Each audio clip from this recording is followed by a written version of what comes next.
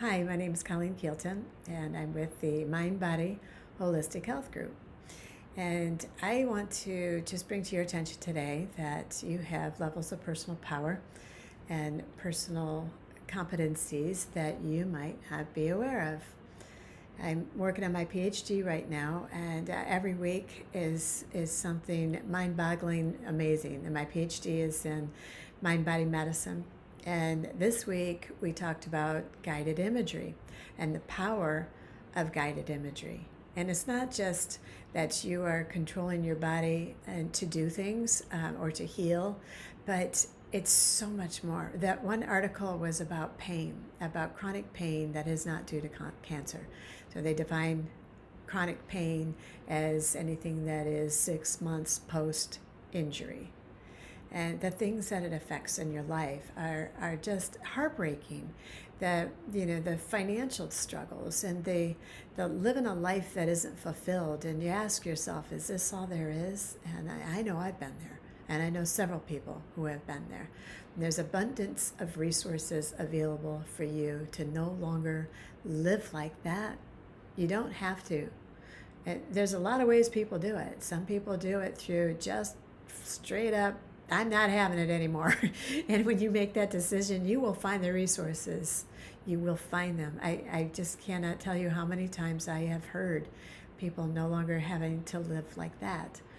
Some people do it through supplementation. Some people do it through meditation. Some people do it through exercise. But it's all the same thing, though. It's that internal decision that you make.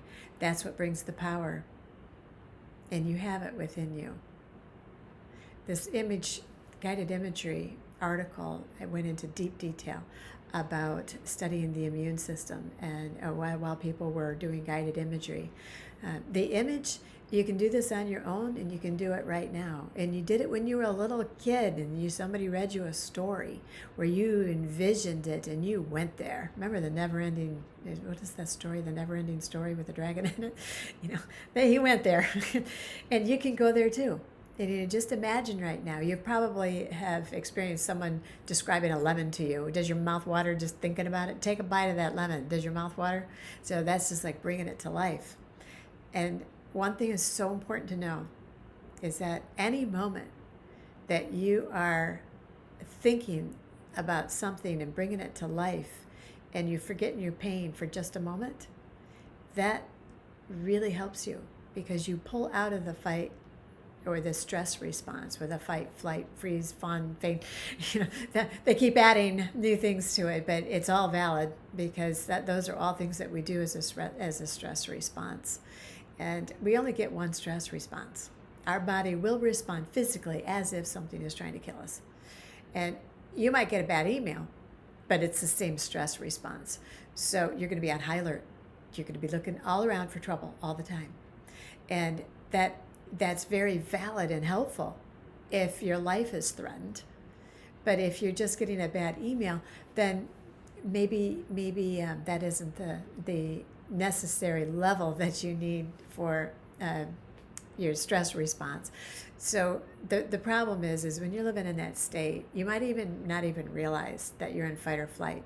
If you're looking for trouble behind every corner, or if you're in a relationship and you're constantly suspicious, you're in a state of fight or flight. And there's ways out of that.